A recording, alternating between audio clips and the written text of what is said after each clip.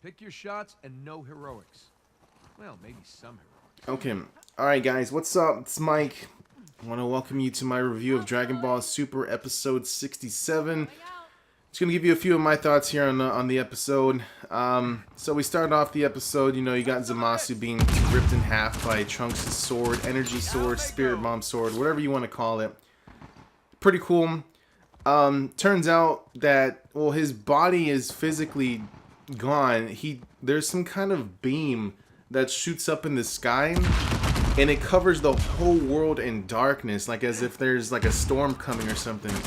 And it's weird because the sky, when you look at the skies, it has Zamasu's face, and it's just, I don't know. I found that a little bit weird, but it's something.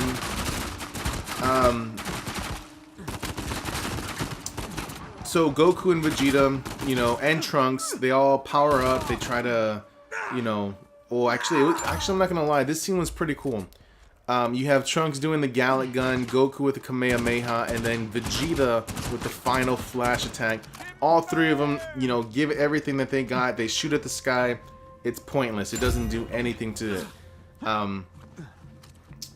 So what Goku does, he's like, well, damn, I need a Sensu Bean. So what he pulls out, instead of a Sensu Bean, is a little button that Zeno gave him. This part I found a little bit, I was kind of curious as to what would happen when Zeno came out, and it turns out that Zeno from that timeline doesn't know who Goku is. Zeno's like, man, this place is crap. Why is it? There's nothing here. This shouldn't even exist. Looks at Goku's like, did you do this? Goku's like, no, it wasn't me. It was that guy up there. Look. He looks up, he sees Zamasu, he's like, man, that guy's annoying. Goku's like, right? I know. So, anyways, Zeno gets down to business. He's like, look, I'm destroying this world. Goku's like, everybody get out of here. Bulma, start up the time machine. Everybody get in. Gowasu and Supreme Kai leave. They go back to our timeline. Zeno takes care of business. Zamasu's done. So, you got. I think what happens here is that Goku goes back to the future to get Zeno, that timeline Zeno, brings him back to our timeline, introduces him to our present time Zeno, and it's funny because Goku kept his word, saying that he would find a friend, and I'm not gonna lie, that was him just improvising. He's like, oh, let me just give Zeno to Zeno. One thing I'm curious about is, like, why didn't Zeno realize that, hey, all my gods are dead? I mean, I don't know if he keeps tabs on them, like, but obviously all the gods, Destructions, the Supreme Kais, everyone's dead, but he has no clue. It seems like he's clueless about it.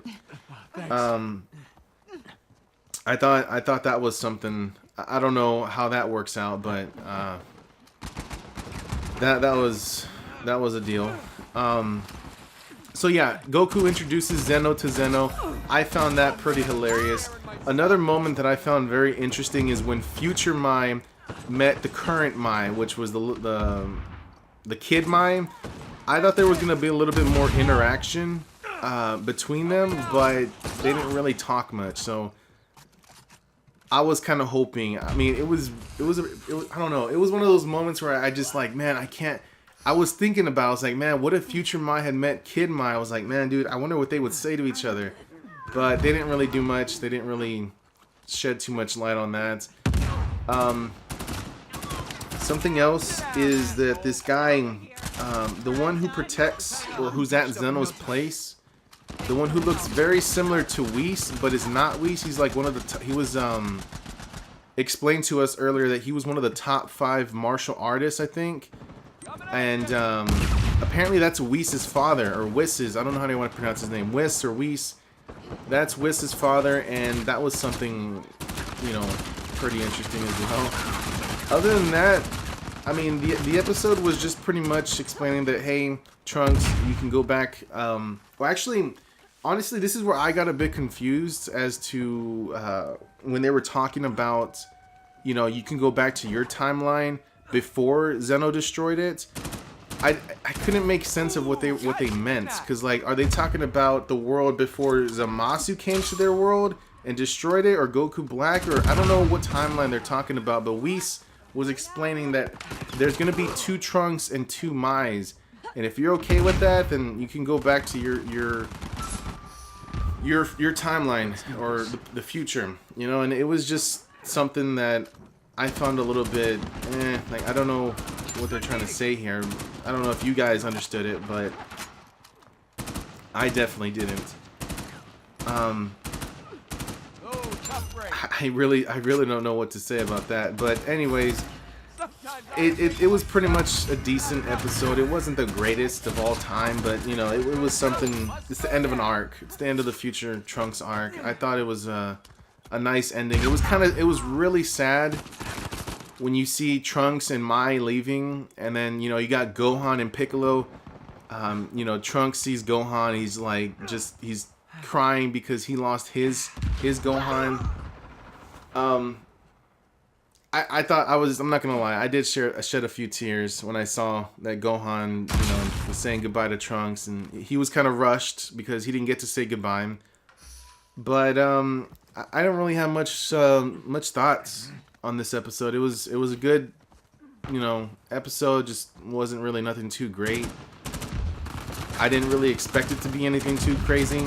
Just a goodbye. Still a really sad ending. I honestly think that I wish they had given the chance to Gohan to say goodbye to him, but you know, I don't know how. Either way, check out that hunter.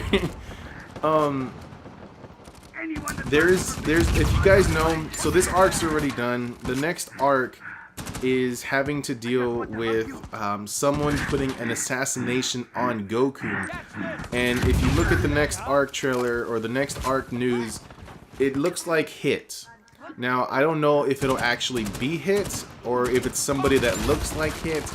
Honestly, I don't think that Hit, even if it was Hit, I don't think that he can keep up with Goku, because Goku has gotten a lot more stronger since the Universe 6 and 7 tournament. You know, he's got a little bit more stability on the whole Kaioken times 10, and it's like, I don't know if Hit can take him out. And another thing is, I don't even know if Hit would even want to take him out, because it seemed like when they were fighting in the tournament, Hit really did respect Goku as a person. So I don't know how this is gonna play out, but that's pretty much all I have for now, guys. I'm gonna go ahead and let this game just finish off, and then that's all I got to say. You know, honestly, if I had to say, I'd probably give it a 6 out of 10. It was decent, nothing bad, nothing too great. It was just a good episode. The next episode, though, previews. It seems like the next episode, episode 68, is going to be more so of a comedy episode, more so than an action-filled episode, mainly because Goku's summoning the dragon Shenron to bring back, you know, what was his name? I can't think of his name right now. The one who taught him Kaioken, the Kaioken technique. I can't think of his name. I'm struggling right now, but you guys know who I should be talking about. I can't believe, I'm honestly disappointed that I can't think of his name. But yeah, he's pretty much trying to bring him back to life, and it seems like everybody has a wish, and they're trying to fight, or they're trying to get that wish done. I don't know what else to say. I'm really struggling trying to think of his name. King Kai. There you go. King Kai was the name. I'm like over here struggling, dude.